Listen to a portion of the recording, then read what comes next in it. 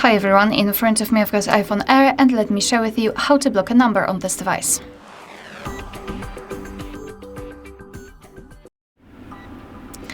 So let's begin with opening your contact list and find the contact which you'd like to block. I'll pick this one.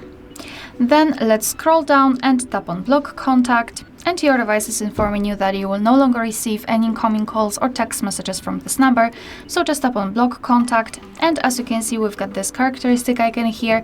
Moreover, after getting back to the contact list, you should see this block icon next to the contact.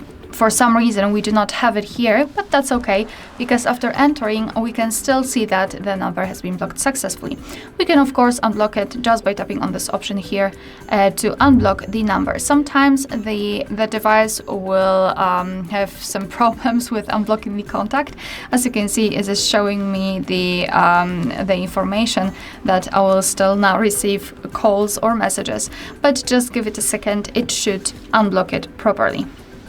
Alright, so that will be all. Thank you so much for watching. Please hit the subscribe button and leave the thumbs up.